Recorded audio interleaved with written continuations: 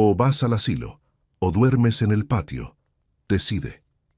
Mi hijo pronunció esas palabras sin siquiera parpadear, como si estuviera hablando del clima o decidiendo qué cenar. Yo, Eugenio Martín Padilla, a mis 66 años, después de haber dado todo por ese muchacho, me quedé en silencio. No por cobardía, no por shock, sino porque en ese momento exacto comprendí que el hijo que había criado ya no existía. Me quedé mirándolo fijamente. Andrés tenía los brazos cruzados, la mandíbula tensa, y detrás de él, como una sombra venenosa, estaba Renata, mi nuera, con esa sonrisa casi imperceptible que siempre usaba cuando conseguía lo que quería. Tomé mi teléfono celular del bolsillo de mi camisa. Mis manos no temblaban. Marqué un número que tenía guardado hacía meses, esperando nunca tener que usarlo. La llamada sonó 2 veces antes de que contestaran. «Buenas noches», dije con voz tranquila. «Soy Eugenio Padilla. Necesito que vengas a esta dirección, ahora». Colgué. Andrés frunció el ceño. Renata dejó de sonreír.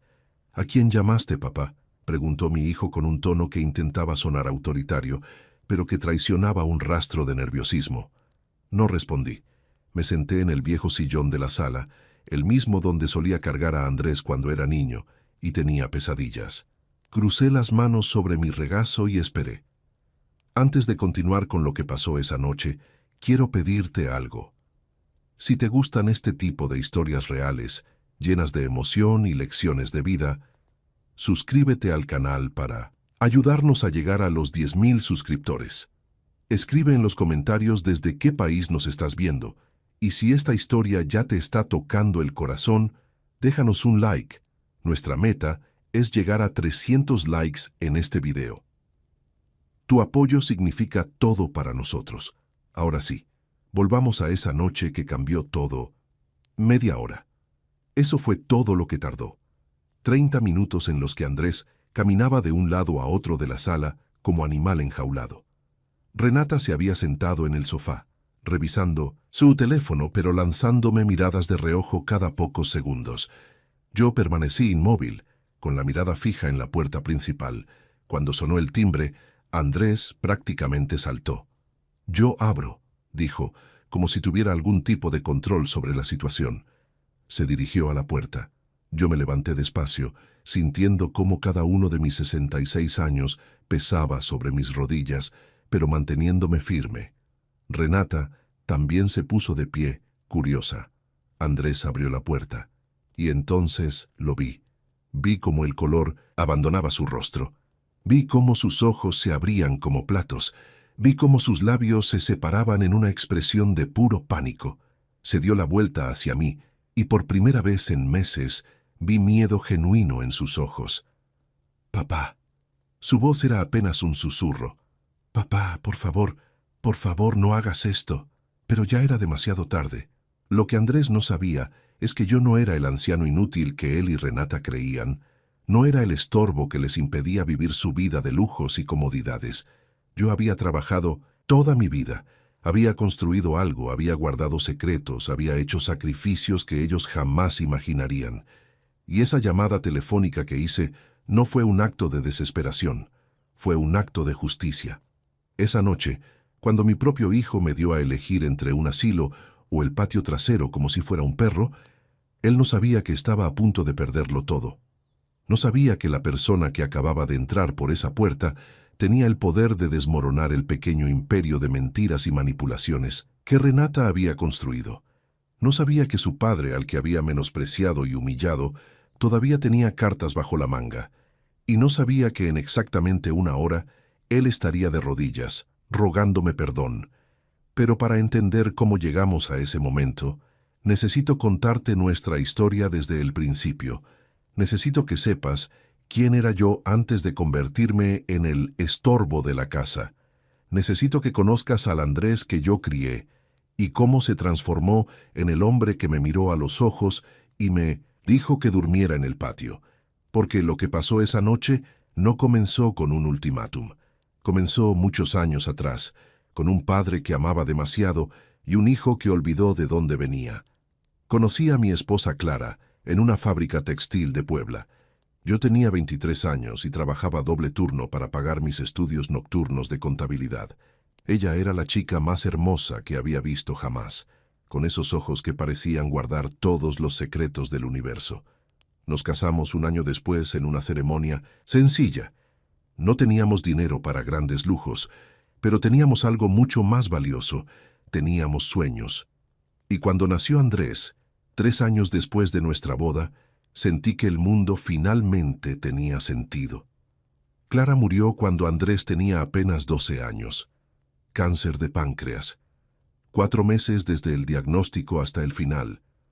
Fueron los meses más oscuros de mi vida, pero había un niño que me necesitaba. Un niño que acababa de perder a su madre y no podía perder también a su padre. Así que seguí. Adelante. Trabajé. Dios, cómo trabajé.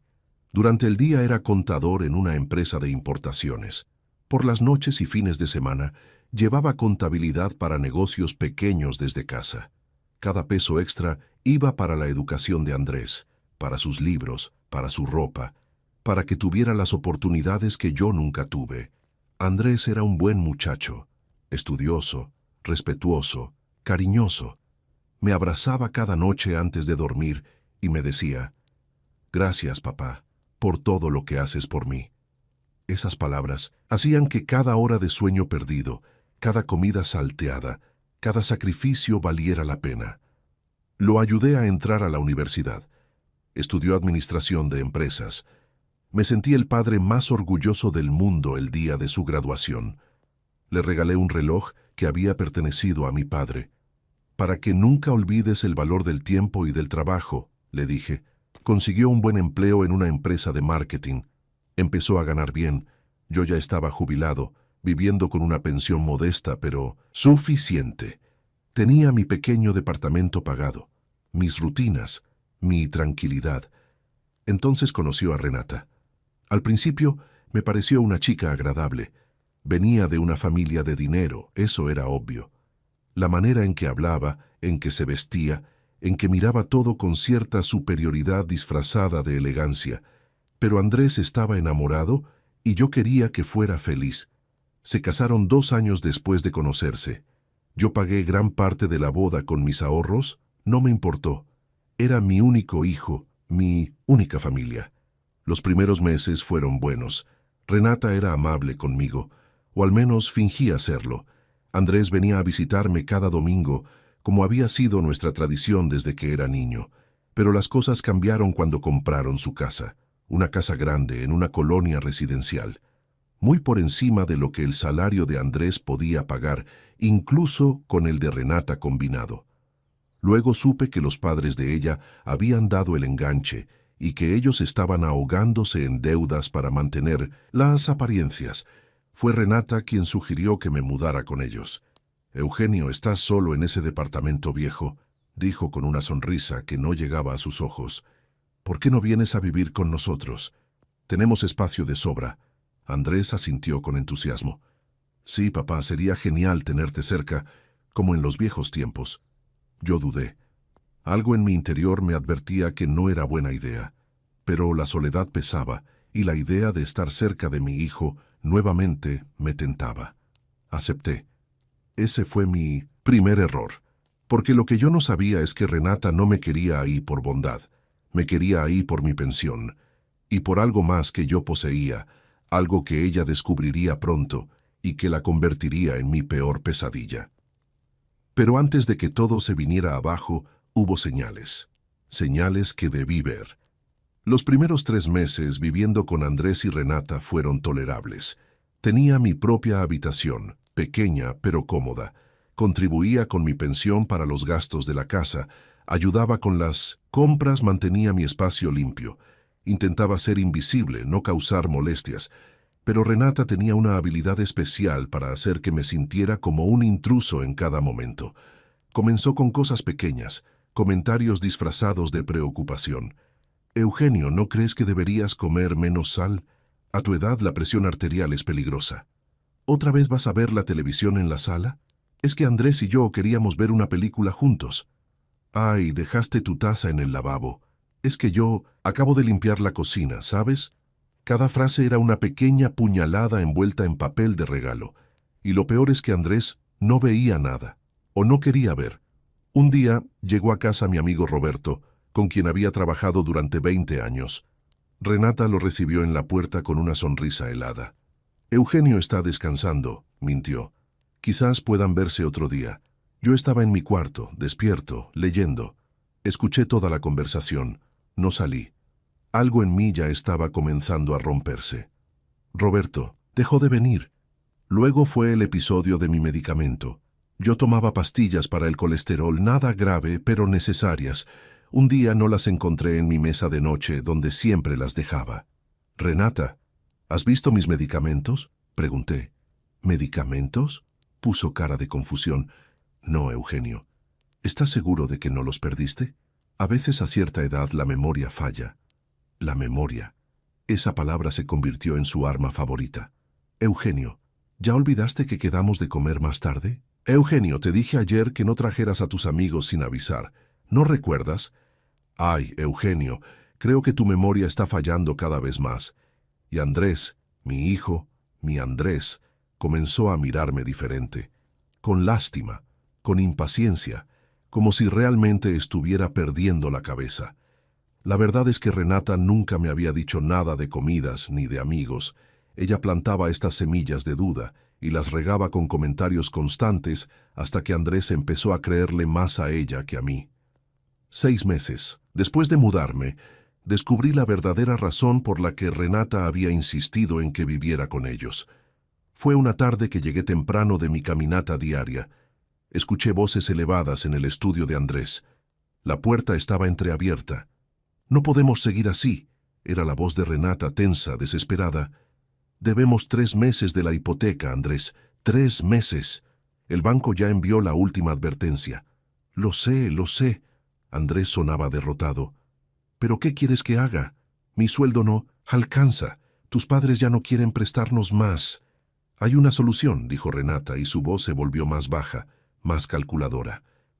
«Tu padre tiene ese departamento. Ya está pagado. Si lo vende, o mejor aún, si lo pone a tu nombre, podríamos hipotecarlo. Eso nos daría suficiente dinero para...» «No», interrumpió Andrés. «No voy a pedirle eso a mi papá». «¿Y entonces qué?», Renata alzó la voz. «¿Vamos a perder esta casa? ¿Vamos a volver a vivir en un departamento de mala muerte como donde vivías antes? ¿Es eso lo que quieres para nosotros? Mi padre trabajó toda su vida por ese departamento. Es su seguridad. No puedo...» «Tu padre está viejo, Andrés». El veneno en su voz era palpable. «¿Para qué necesita un departamento? Ya vive aquí. Y sinceramente, con su pensión que apenas alcanza para nada, él debería estar agradecido de todo lo que hacemos por él». Me alejé de esa puerta sintiendo que el piso se abría bajo mis pies. Mi departamento. El lugar donde Clara y yo habíamos vivido, donde habíamos criado a Andrés, donde cada pared tenía un recuerdo. Eso era lo que querían. Eso era lo que yo representaba para ellos. Un activo que liquidar. Esa noche, durante la cena, Andrés me miró con una expresión extraña. «Papá, tengo que hablar contigo sobre algo importante. Dime». «Es sobre tu departamento». «No», dije firmemente. «Lo que sea que vayas a pedirme, la respuesta es no». Renata dejó caer su tenedor con estruendo. «¿Escuchaste? ¿Escuchaste eso, Andrés? Ni siquiera quiere ayudar a su propia familia». «Papá, es que estamos pasando por un momento difícil», comenzó Andrés. «Todos pasamos por momentos difíciles», respondí. «Yo pasé por momentos difíciles toda mi vida y jamás le pedí a nadie que resolviera mis problemas». «Tú no tienes problemas», explotó Renata. «Estás viviendo gratis en nuestra casa». «Pago mi parte», dije tranquilo. «Y si es una carga tan grande, puedo irme». «Papá, no digas eso». Andrés se veía genuinamente afectado. «Nadie quiere que te vayas». Pero la mirada de Renata decía exactamente lo contrario. A partir de esa noche, la casa se convirtió en un campo de batalla silencioso. Renata comenzó a tratarme con desdén abierto.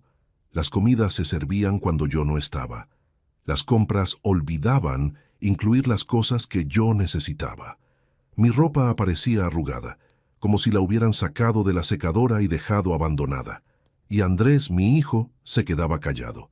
Cada día elegía a su esposa por encima de su padre.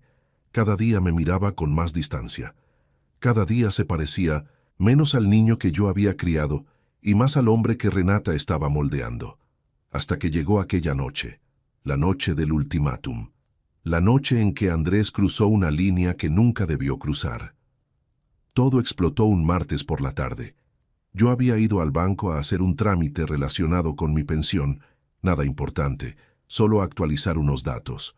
Cuando regresé a casa, encontré a Andrés y Renata sentados en la sala con una pila de papeles sobre la mesa de centro. «Papá, siéntate», dijo Andrés sin mirarme a los ojos. «Tenemos que hablar». Algo en su tono me puso en alerta inmediata. Me senté en el sillón individual, el único mueble de esa casa que todavía me hacía sentir como si tuviera algún lugar allí. Renata fue directo al grano, como siempre. «Eugenio, esto no está funcionando.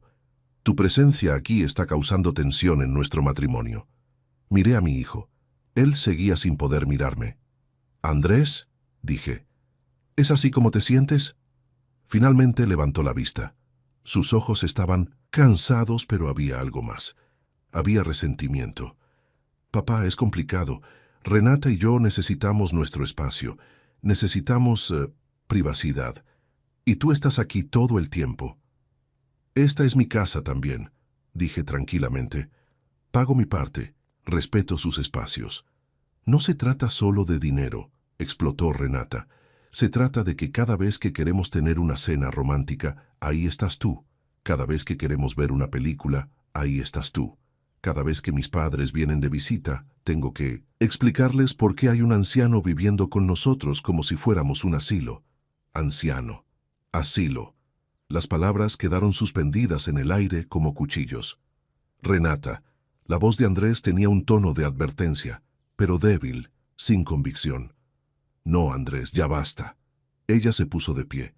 «Llevamos meses hablando de esto. Meses. Y siempre terminas sintiéndote culpable. Y no hacemos nada. ¿Hasta cuándo vamos a seguir así?» Me levanté también, sintiendo la sangre correr caliente por mis venas. «Siempre puedo irme a mi departamento», dije. «De hecho, creo que eso es lo mejor». «Ah, sí, tu precioso departamento». Renata soltó una risa amarga.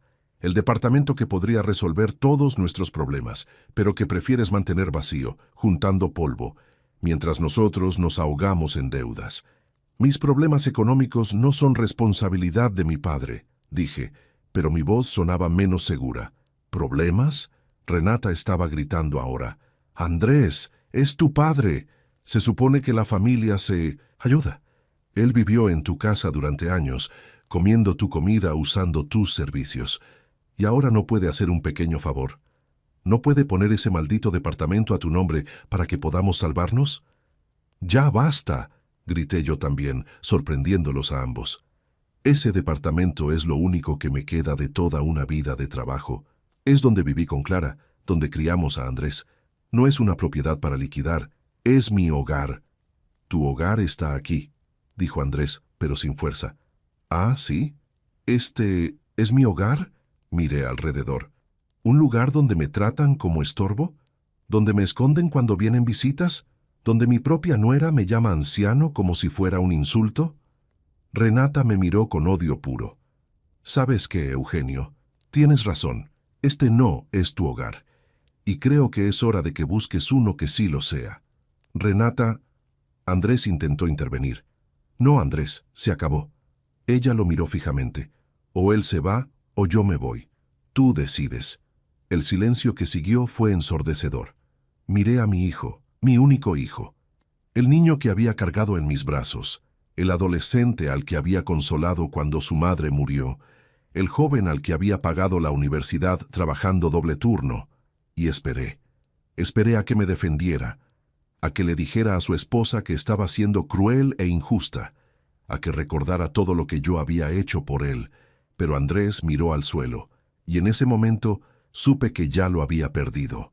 «Papá», dijo finalmente, con voz ronca, quizás Renata tiene razón.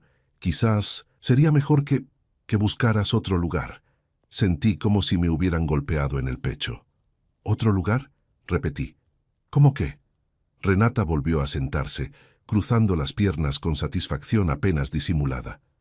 Hay asilos muy buenos, Eugenio. Lugares donde personas de tu edad pueden estar con gente de su misma generación, donde hay enfermeras, actividades. No voy a ir a un asilo, dije con firmeza. Entonces tendrás que arreglártelas solo, respondió ella con frialdad, porque aquí ya no puedes quedarte. Miré a Andrés una vez más, una última oportunidad, una última súplica silenciosa. Pero él no levantó la vista. Está bien, dije. Si eso es lo que quieren, me iré mañana. No, dijo Renata. Te vas hoy. Renata. Finalmente Andrés reaccionó. Dame un poco de... Hoy, Andrés. No voy a pasar una noche más bajo el mismo techo que alguien que prefiere vernos perder todo antes que ayudar a su propia familia. Entonces Andrés hizo algo que jamás olvidaré. Me miró directamente a los ojos y dijo, «Papá, ella tiene razón, creo que es mejor que te vayas hoy». «¿A dónde?», pregunté. «Son las 6 de la tarde. ¿A dónde quieres que vaya?». Andrés se encogió de hombros y fue ese gesto, esa indiferencia, lo que finalmente rompió algo dentro de mí. «Puedes ir a un hotel», sugirió Renata, «o llamar a algún amigo, o...». Hizo una pausa dramática. «O puedes dormir en el patio. Tú decides». Se rió. Realmente se rió. Y Andrés no dijo nada. «Entonces déjame ponértelo más claro, Eugenio». Renata se puso de pie, caminó hacia mí hasta quedar a centímetros de mi cara. «O vas a un asilo o duermes en el patio. Decide». Y Andrés, mi hijo, mi sangre, simplemente asintió. Fue entonces cuando saqué mi teléfono. Y todo cambió. Cuando Andrés abrió la puerta y vi su rostro palidecer, supe que el momento había llegado. En el umbral estaba el licenciado Fernando Méndez, mi abogado desde hacía 15 años. Un hombre alto, de traje impecable, con un maletín de cuero en una mano y una carpeta gruesa en la otra. «Buenas noches», dijo con voz profesional. «Soy el licenciado Méndez. El señor Eugenio Padilla me ha solicitado que venga a presenciar y documentar ciertos procedimientos». ¿Procedimientos? La voz de Andrés era apenas un hilo. «Papá, ¿qué es esto?». Me levanté del sillón con toda la dignidad que pude reunir. Cada fibra de mi ser quería gritar, quería llorar, pero mantuve la compostura. «Andrés, Renata, les presento al licenciado Méndez. Él está aquí para ayudarme con algunos asuntos legales que necesito resolver esta noche». Renata se había puesto de pie también, con el rostro contorsionado entre confusión y alarma. «¿Asuntos legales? ¿De qué hablas?». El licenciado entró a la sala sin esperar invitación, colocó su maletín sobre la mesa de centro, justo donde minutos antes habían estado los papeles con los que pretendían presionarme, y la abrió con movimientos precisos. «Señor Padilla», dijo dirigiéndose a mí, «¿está usted seguro de que desea proceder?». «Completamente seguro». «¡Papá!». Andrés finalmente reaccionó caminando hacia mí con las manos extendidas. «Papá, por favor, no hagas nada precipitado. Estábamos hablando en caliente. Nadie quiere que te vayas realmente». «¿Ah, no?». Mi voz era tranquila, pero había acero en ella. «Porque hace 5 minutos tu esposa me dio a elegir entre un asilo o el patio trasero. Y tú, hijo mío, no dijiste absolutamente nada para defenderme». «Yo no fue mi intención». Andrés se pasó las manos por el cabello desesperado. «Renata, di algo. Dile que no hablábamos en serio». Pero Renata estaba mirando al licenciado con ojos calculadores. «Un momento», dijo lentamente. «Esto es sobre el departamento, ¿verdad? ¿Vas a venderlo para que no podamos...». «No», la interrumpí. «No voy a vender el departamento». Vi alivio en su rostro por un segundo. «Voy a hacer algo mucho mejor». El licenciado Méndez sacó varios documentos de la carpeta y los extendió sobre la mesa. «Señor Andrés Padilla, señora Renata Salazar de Padilla, estos son documentos que certifican varias cosas. Primero, una declaración jurada firmada por el señor Eugenio Padilla sobre los eventos de esta noche, incluyendo las amenazas verbales y el intento de coacción para que transfiriera su propiedad». «¿Coacción?», gritó Renata. «Nadie lo amenazó. Usted le dio a elegir entre un asilo o dormir en el patio», dijo el licenciado sin alterarse. «En presencia de testigos, eso constituye maltrato y presión psicológica hacia un adulto mayor. Es un delito en México, señora». Renata se quedó muda. «Segundo», continuó el licenciado, «aquí hay un documento que el señor Padilla firmó hace 6 meses, cuando se mudó a esta casa. Un documento que ustedes le pidieron que firmara, donde supuestamente él cedía voluntariamente sus derechos sobre su pensión para contribuir a los gastos del hogar». Andrés palideció aún más. «Papá, ese documento era para organizarnos mejor. Era para tener control legal sobre mi dinero», dije. «Y yo lo firmé porque confiaba en ti. Pero el licenciado Méndez me aconsejó que hiciera una copia certificada y también me aconsejó que grabara esta conversación. Saqué mi teléfono del bolsillo y lo levanté. Todo lo que dijeron esta noche, cada palabra, cada amenaza, quedó registrado.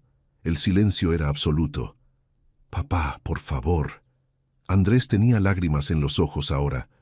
«Por favor, no hagas esto. Somos familia. Podemos arreglarlo.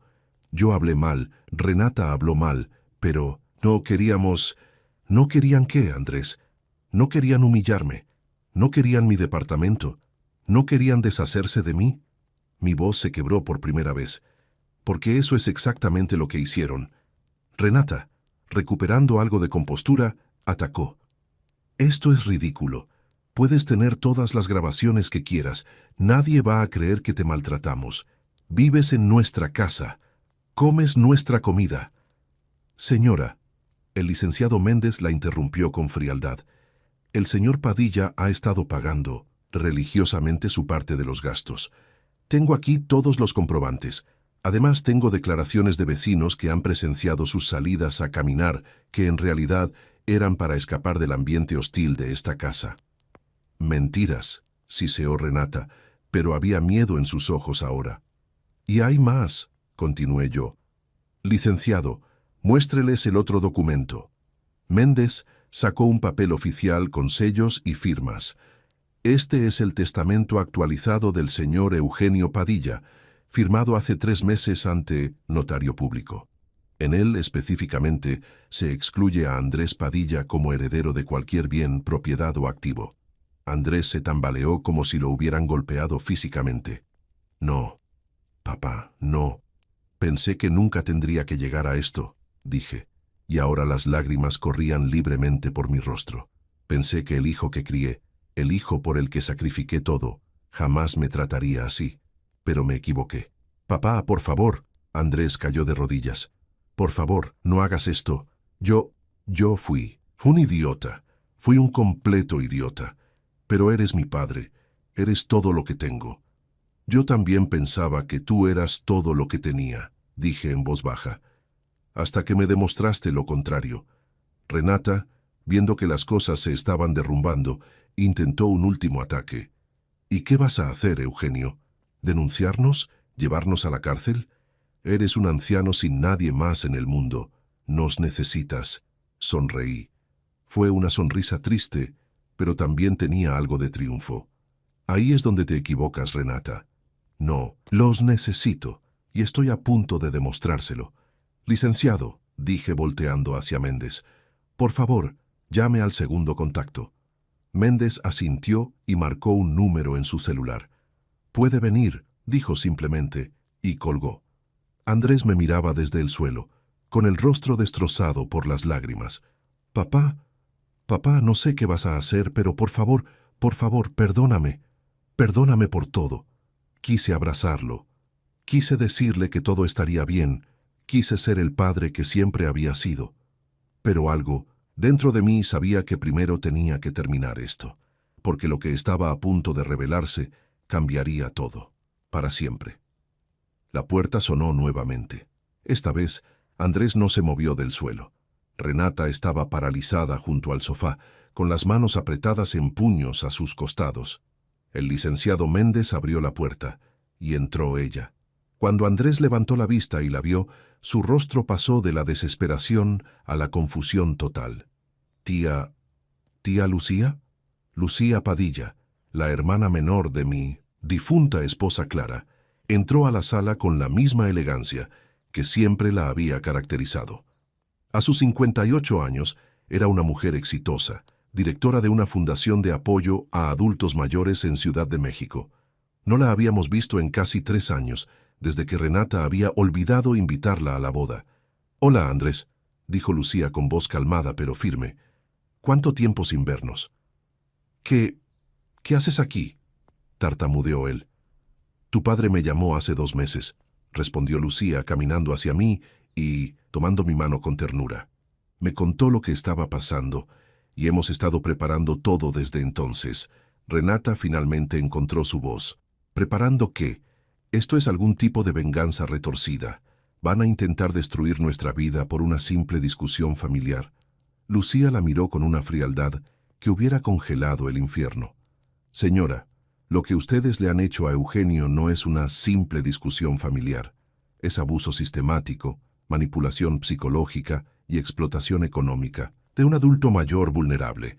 Y en mi fundación nos dedicamos específicamente a combatir estos casos». Sacó su propia carpeta de documentos de su bolso. «Durante las últimas 8 semanas he estado documentando todo. Las llamadas de Eugenio, las grabaciones que me enviaba, los testimonios de vecinos, las transacciones bancarias que muestran cómo han estado usando su pensión para pagar sus deudas, mientras él apenas tenía para sus medicamentos». «Eso no es cierto», gritó Renata. «¿No?». Lucía abrió la carpeta. «Aquí está el estado de cuenta de Eugenio. En los últimos 6 meses, su pensión de 8,500 pesos mensuales ha sido transferida íntegramente a la cuenta conjunta de esta casa.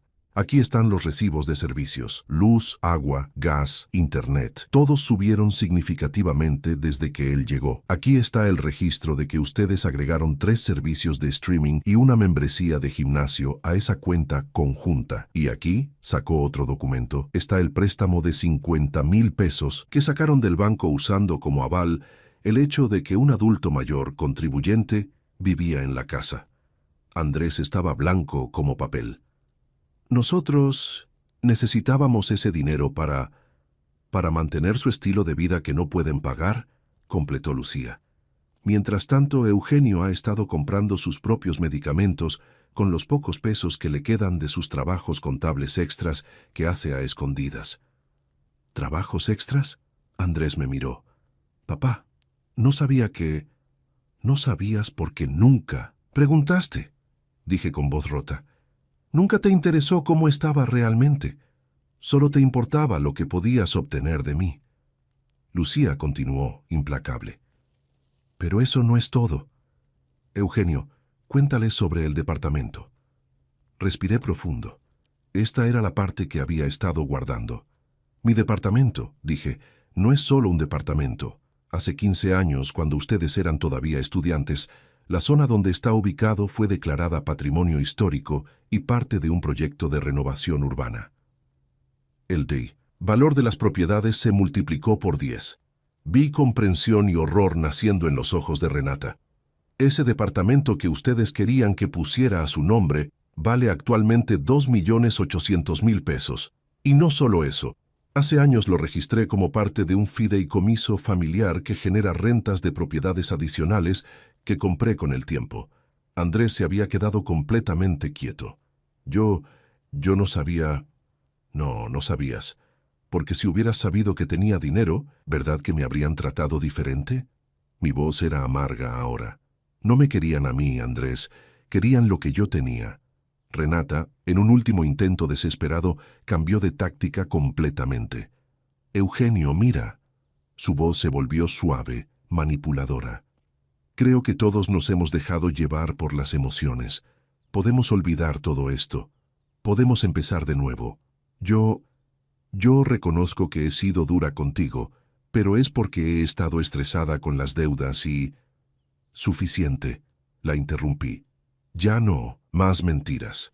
Lucía dio un paso adelante. «Eugenio va a venir a vivir conmigo a Ciudad de México. Tengo una casa grande, con una habitación preparada para él, va a estar cerca de los mejores médicos, va a tener su espacio, su dignidad y sobre todo va a estar rodeado de gente que realmente lo aprecia. ¡No! Andrés se puso de pie de un salto. «Papá, no puedes irte. Eres mi padre. Te necesito». «¿Me necesitas?» Las lágrimas corrían por mi rostro. «¿Me necesitas, Andrés?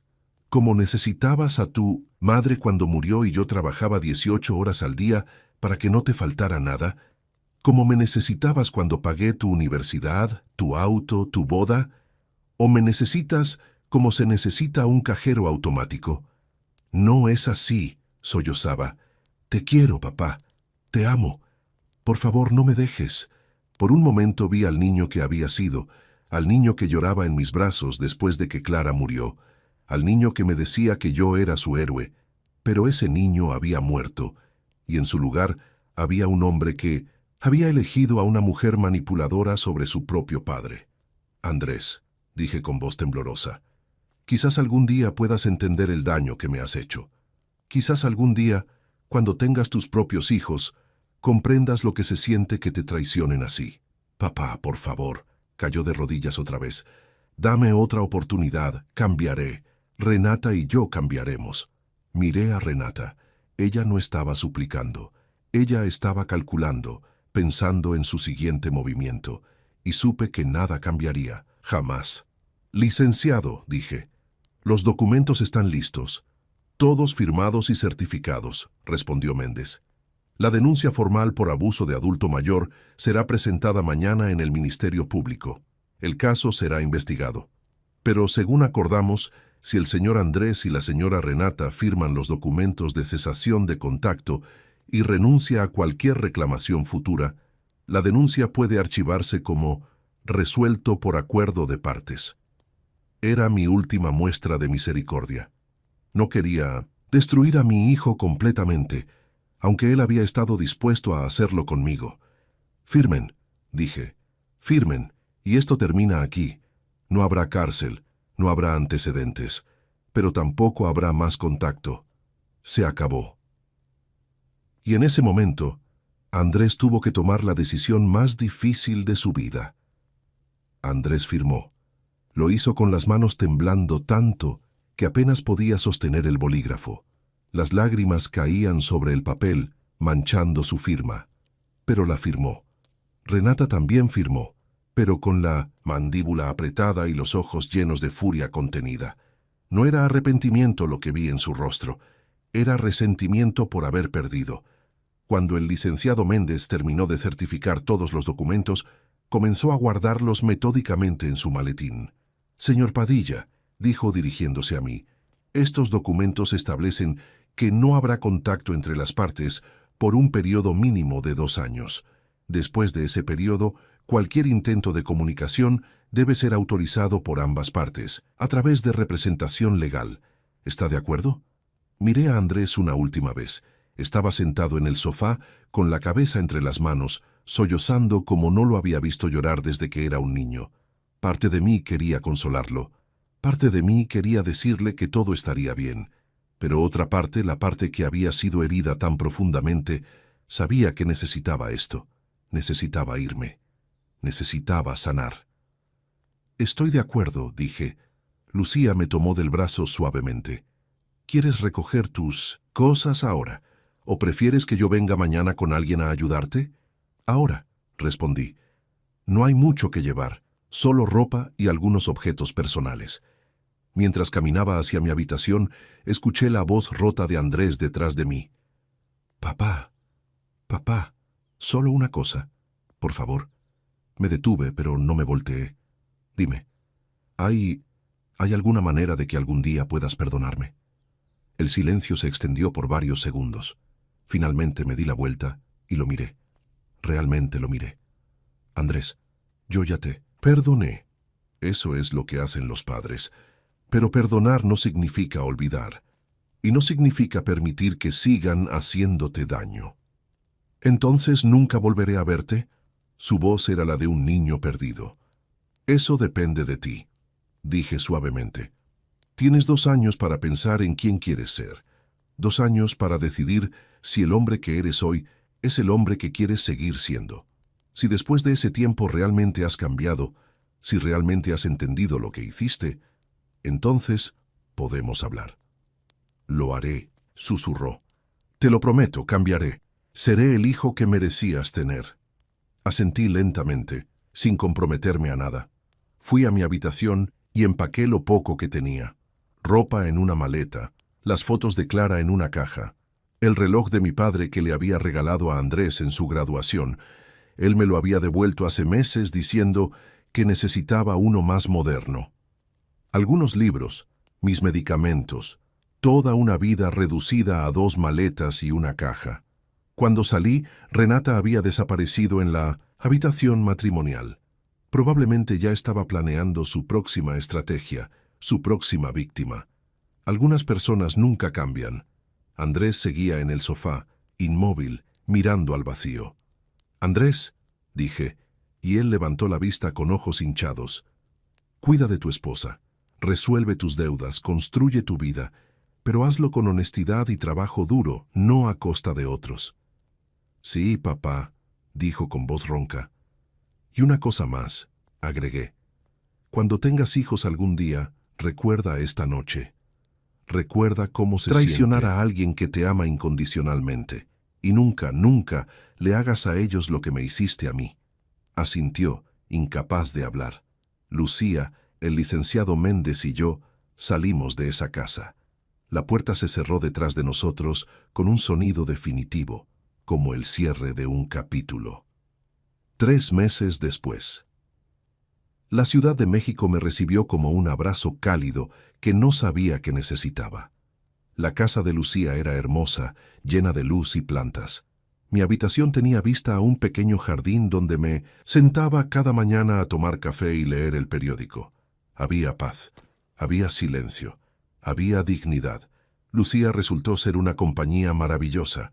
Cocinábamos juntos, veíamos películas, conversábamos sobre Clara y los viejos tiempos. Nunca me hizo sentir como una carga. Me hizo sentir como familia. También me involucró en su fundación. Empecé a dar charlas a otros adultos mayores sobre derechos legales, sobre cómo protegerse de la explotación. Mi historia, aunque dolorosa, servía para ayudar a otros. Y descubrí algo sorprendente. Todavía tenía mucho que dar. A mis 66 años no era el final. Era un nuevo comienzo. Mi departamento lo convertí en un espacio de renta para estudiantes universitarios con dificultades económicas. 3 jóvenes ahora vivían ahí, pagando una renta simbólica, recordándome un poco a lo que Andrés había sido alguna vez. Un día, 2 meses después de aquella noche, recibí un sobre certificado.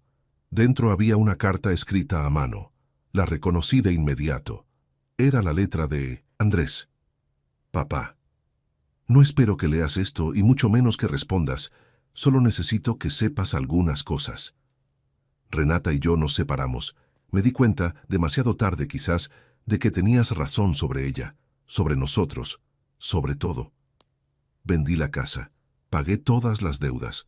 Ahora vivo en un departamento pequeño y estoy trabajando en 2 empleos para mantenerme. ¿Y sabes qué es lo extraño? Por primera vez en años, puedo dormir tranquilo. He estado yendo a terapia. El terapeuta dice que tengo mucho que procesar sobre la pérdida de mamá, sobre la presión de ser exitoso, sobre la culpa. Dice que lastimé a la única persona que siempre me amó incondicionalmente, porque era más fácil que enfrentar mis propios fracasos. Tiene razón. No te estoy pidiendo perdón. Todavía no. Porque primero necesito perdonarme a mí mismo. Necesito convertirme en alguien que merezca tu perdón. Solo quería que supieras que lo estoy intentando, que cada día me levanto y elijo ser un poco mejor que el día anterior, y que te extraño, Dios, cómo te extraño. Con amor y arrepentimiento, Andrés. Leí la carta 3 veces, sintiendo cómo las lágrimas rodaban por mis mejillas. Lucía entró al jardín con 2 tazas de café. ¿Malas noticias?, preguntó con preocupación. No, dije sonriendo a través de las lágrimas. Creo que son buenas noticias. O al menos, el comienzo de algo bueno. No respondí la carta. Todavía no. Los 2 años de distancia, Estaban ahí por una razón, pero la guardé en una caja especial, junto a las fotos de Clara y el reloj de mi padre. Porque algún día, cuando el tiempo correcto llegara, quizás podríamos intentar reconstruir lo que se había roto. O quizás no, y ambas opciones estaban bien, porque yo había aprendido la lección más importante de mi vida. El amor no significa permitir que te destruyan. El amor también significa amarte a ti mismo lo suficiente para alejarte de quienes te hacen daño. Y a veces, la distancia es el único camino hacia la sanación. Hoy, un año después, de aquella noche me siento en el jardín de Lucía, tomando mi café matutino, viendo cómo el sol ilumina las flores que planté hace unos meses. Tengo 67 años. Tengo salud. Tengo paz. Tengo propósito. Y tengo la certeza de que hice lo correcto. No sé qué pasará con Andrés. No sé si algún día nos reconciliaremos completamente. No sé si él realmente cambiará o si solo está diciendo lo que cree que quiero escuchar. Pero sé esto. Yo sobreviví. No solo sobreviví, prosperé. Y esa es la verdadera victoria. Si esta historia te conmovió, recuerda darle like y suscribirte al canal. Y cuéntame en los comentarios, ¿alguna vez has tenido que tomar una decisión difícil con tu familia? A veces, amarse a uno mismo es el acto más valiente que podemos hacer. Gracias por escuchar mi historia.